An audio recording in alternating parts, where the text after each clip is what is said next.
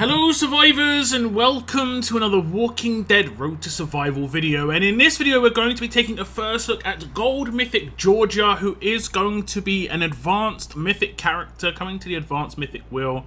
We have had a Georgia in the past before. She was a War of Champions character as a reward, so this is the first heavily accessible version of Georgia that we're going to have. This time around she is a tough character. She's got that two-handed weapon, as you can see, and the weapon looks really cool. Georgia, on the other hand, looks really kind of basic, honestly. Maybe like construction site Georgia. I'm not really sure. Her art on the left-hand side is pretty much just kind of basic as well. Not one of the best arts I've seen in the Mythic era for sure. This kind of reminds me of some of the old arts, if I'm honest, before Mythic.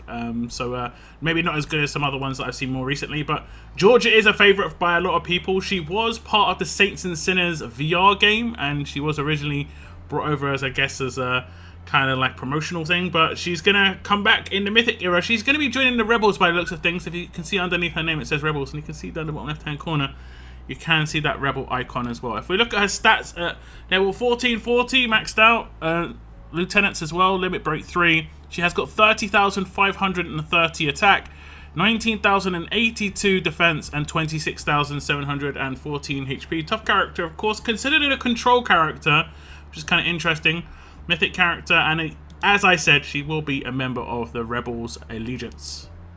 So we'll check out her Adrenaline Rush, and it is called Dizzy Muzzle. It is a 66 AP cost rush. Make 3 attacks against enemies for 300% damage, 900% total.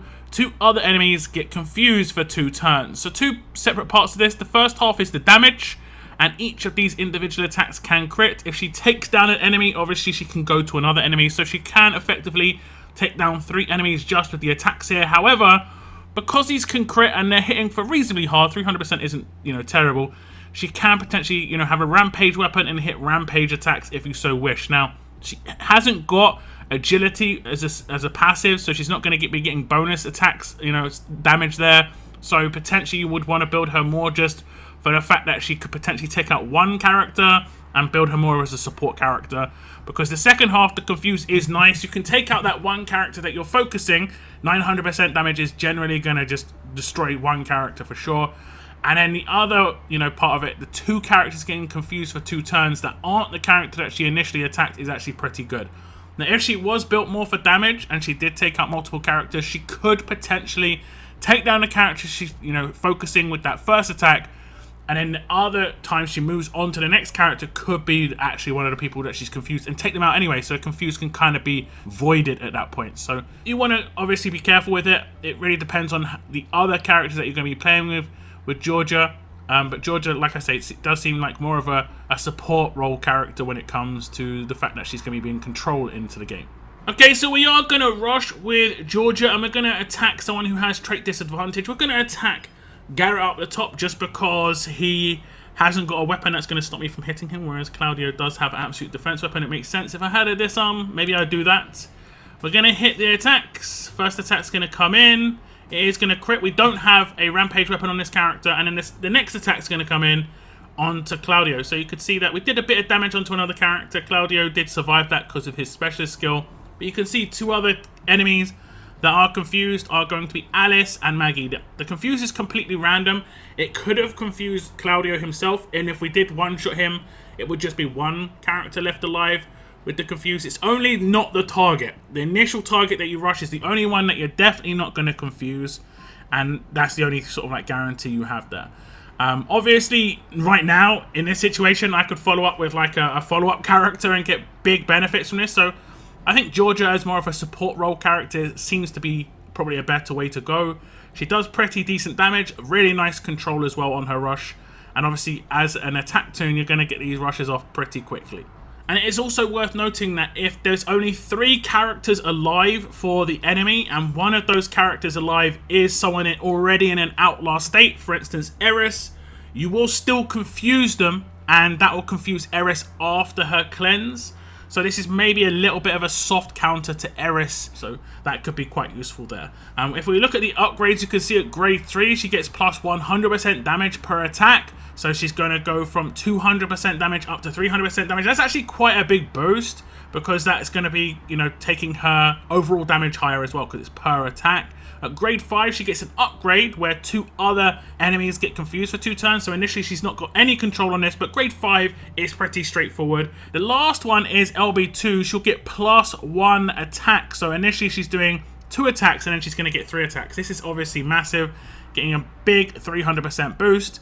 I'd say this is pretty important. You know, as much as she's not a damage dealer, and most of what I think she brings to the table is at grade 5, you want to get as much damage out on anyone on your attack team, even if they're not like your main damage roll character. All damage does count, and this is going to be a nice little boost.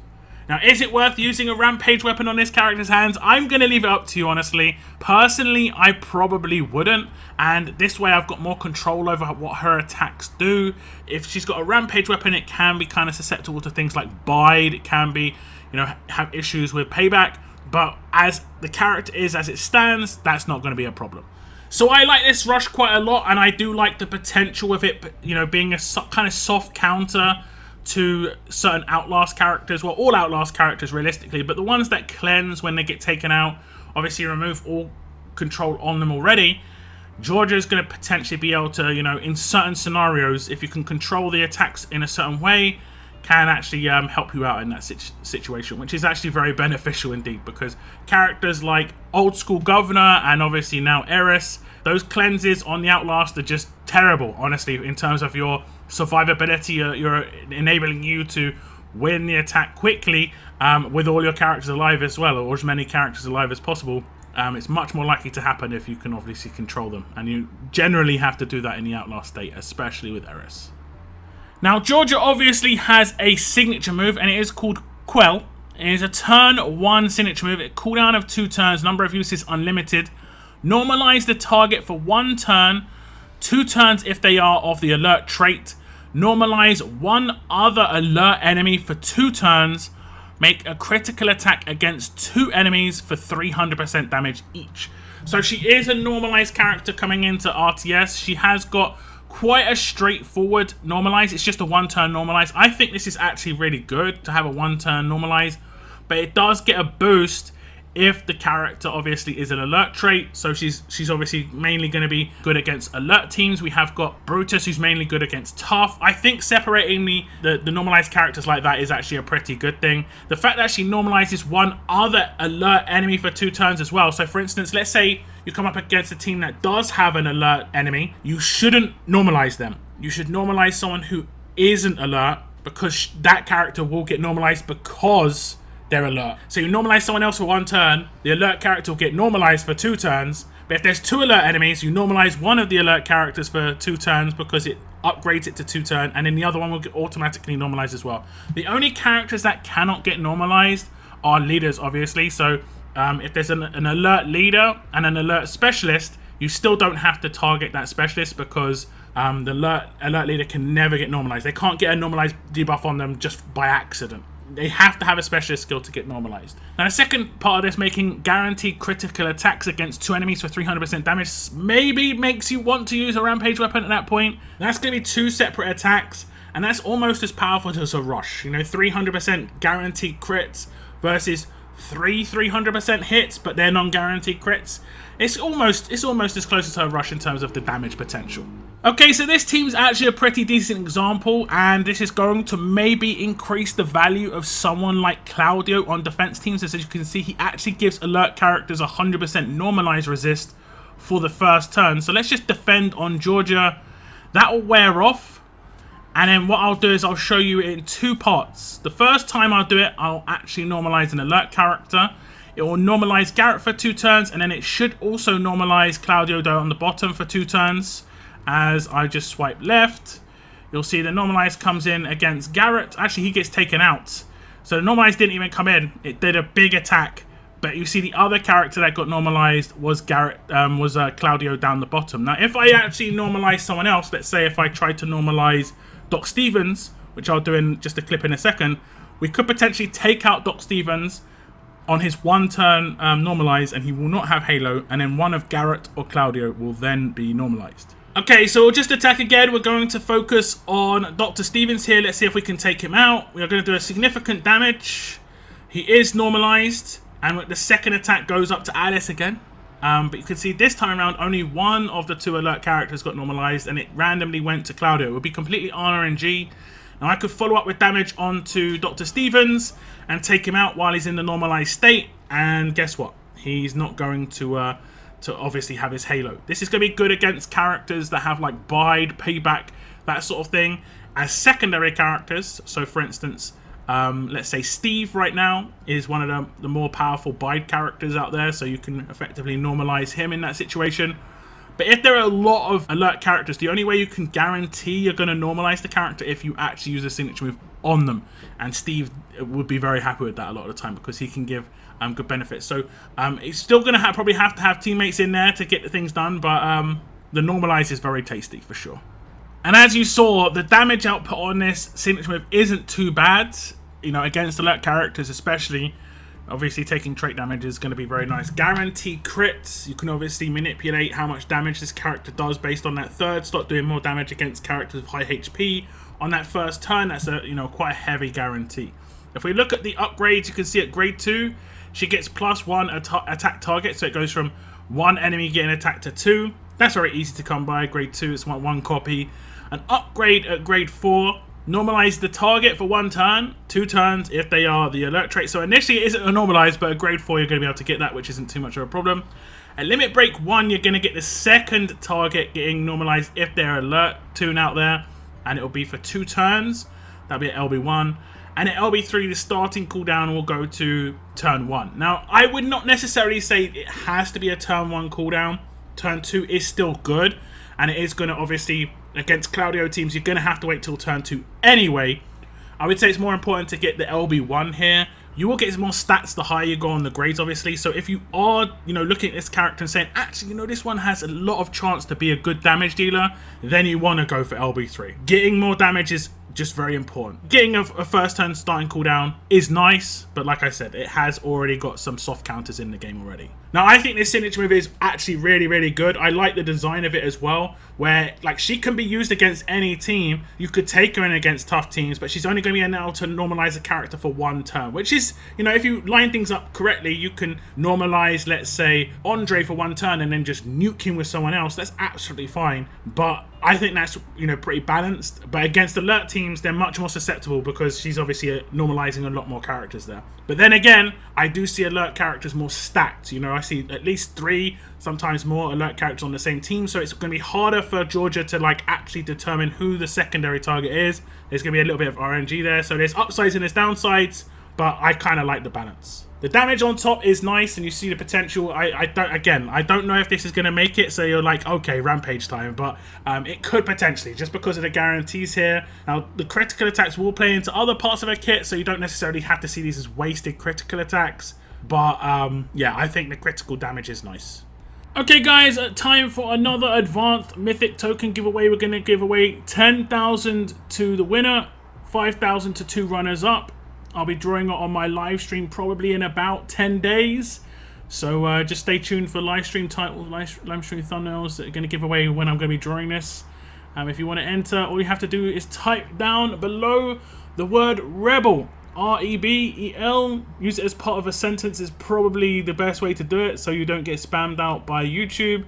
If you type Rebel, you will be entered into the giveaway to win yourself some advanced mythic tokens. You do not have to be on the stream when I do the draw, but you do have to message me if you win, so stay tuned to my Discord announcement section or check back on the streams that I do the giveaways on to see if you have won. Good luck if you have entered. Now back to the video. Now we'll move on to Georgia's mythic abilities, and these are her passives, of course. Now she has got precision because she is a control character where enemy resistance is a 40% lower against her. And that means someone even with resilient will only have 10% base off of their specialist skill. Control characters are very good if they have a lot of control on their kit. Now, she doesn't actually have that crazy amount of control so far. She only has it on her rush when it comes to her Confused. I mean, I guess Normalize is control based, so effectively, if you were to try and normalize someone like PK, Peacekeeper, he would only have a 30% resist against her instead of a 70% because she would reduce it by 40%. So there is that, but I mean, it isn't guaranteed there, and there's obviously risks and downsides to doing that. The next one is called Knockout Shots. When this character performs a critical hit, 100% chance a random enemy gets dazed for 2 turns. So suddenly that actually increases the power of that signature move where 2 characters should get dazed. That's why you saw those random dazes kind of like floating around. And that's where she's going to get some boost from the fact that she's hitting crit attacks. You're not going to see those as wasted, just like pure damage. And she's maybe not a damager, so it's not going to be as great. You don't necessarily have to rampage her out. You could just see her as more of a control character. And obviously Daze is a control, so characters will have 40% less resist against her.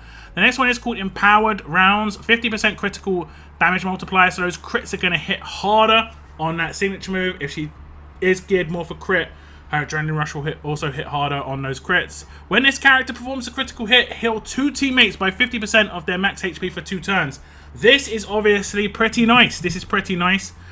Just because then she's more of a support character, keeping your teammates alive. I don't mind this at all. She's not going to get any bonus HP bonuses from this because of her role, you know, where like characters with medic would get spirit, but she will have bonus HP from other parts when she hits crits. So the combination is actually really good. It is worth noting if everyone on your team is full HP, the heals I think most likely will just go to the person who gets either straight up bonuses from them, has infection, or you might actually want to check one of the clips. But previously I think they just double stacked onto Georgia previously because she was already full HP. It can just kind of be random if everyone's full HP. That's just kind of how it goes, but it generally should go to the person who's lowest HP otherwise. Okay, so this time around we've not got Claudio on the defense team, so I can actually use the signature move off of turn 1. And you obviously can see that when you're attacking in war, you know what teams you're coming up against, you know what you have to be dealing with. I'm just going to use the signature move. Remember, if there is an alert character on the team, you should not focus them because you will not normalize another character at that point. So what we're going to do is we're going to normalize Doc Stevens again, which seems to make the most sense. And we're going to do significant damage. We're actually going to take out both the characters. Now, the other character that got dazed, I think, was Garrett, but he got taken out. Her damage is really high, but as you saw, because she is max HP, you see like 2 characters getting the 50% heal.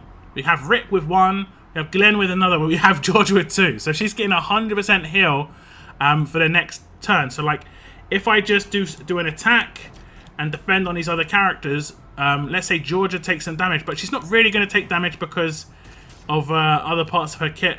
She's not going to take main damage, but if we do another basic attack and let's say try and get off that Adrenaline Rush, if she hits a crit again, she does hit a crit, she is going to that's 3 crits. Look at all the bonus healing. 150% on Glenn, 50% on Clem, another 100% on Georgia. Don't forget, these all run out. These aren't to the end of the battle, but this is nice, basically. It's nice for your attack team characters to just be able to be put straight up back up. You know how hard-hitting some of these defense tunes can be. So we'll go over the upgrades. You can see at grade 1, she gets the first half of Knockout Shots, where she has a 50% chance a random enemy gets dazed for 2 turns when she hits a crit. At grade 2, she's going to get the first half of Precision, which is 20% lower resist against this character. At grade 3, she'll get the second half of Knockout Shots, and that'll be a 100% chance to get a character dazed when she hits a crit. That's not going to be too hard to come by. This dramatically increases the power of that signature move if it wasn't already powerful enough.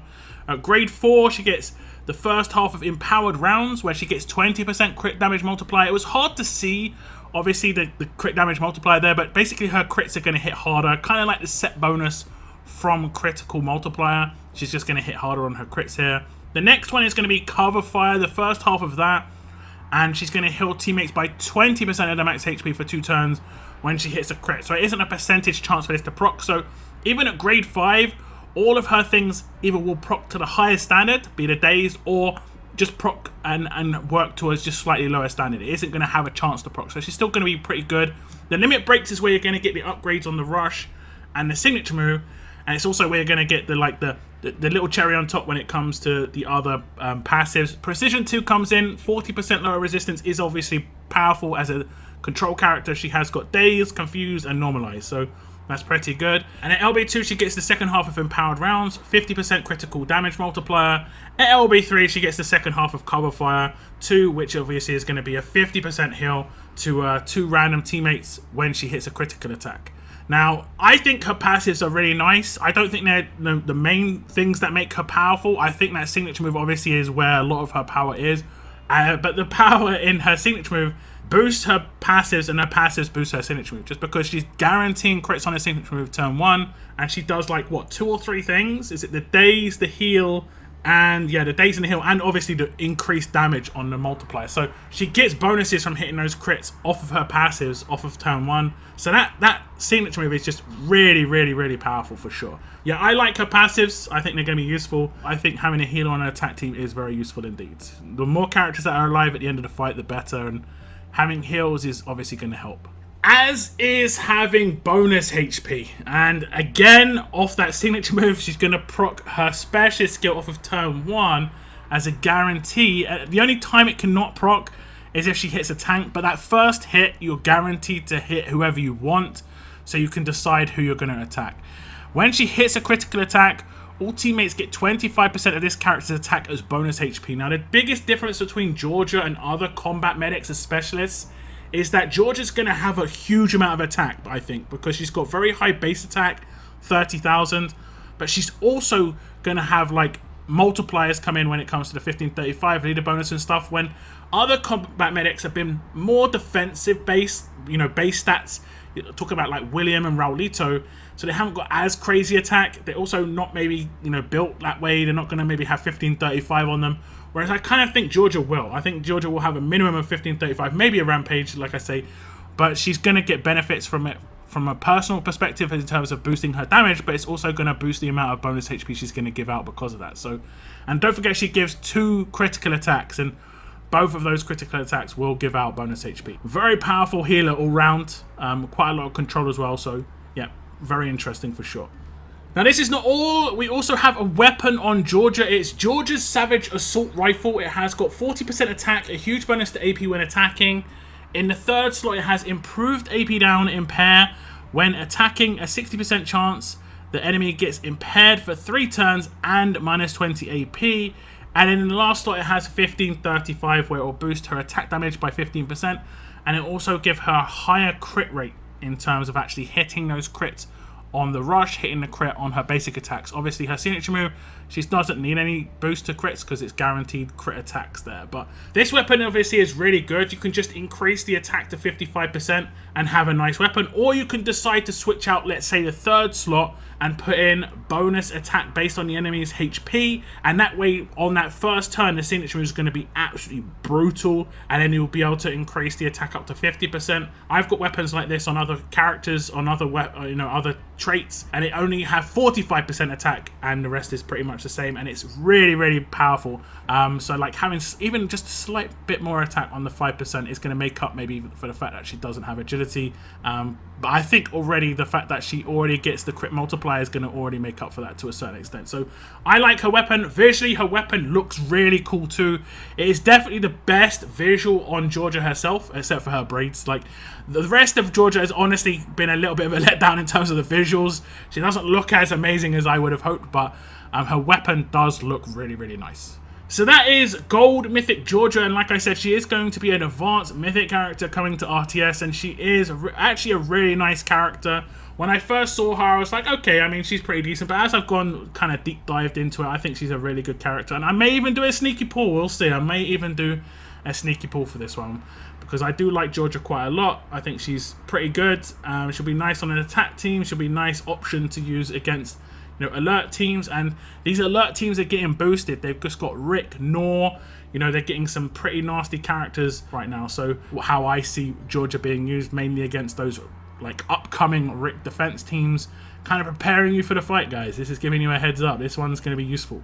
But that's it for this video. Do tell me your thoughts on Georgia in the comments down below. That is it in my video. I want to thank you very much for tuning in, and as always, keep on surviving, guys. Keep on surviving.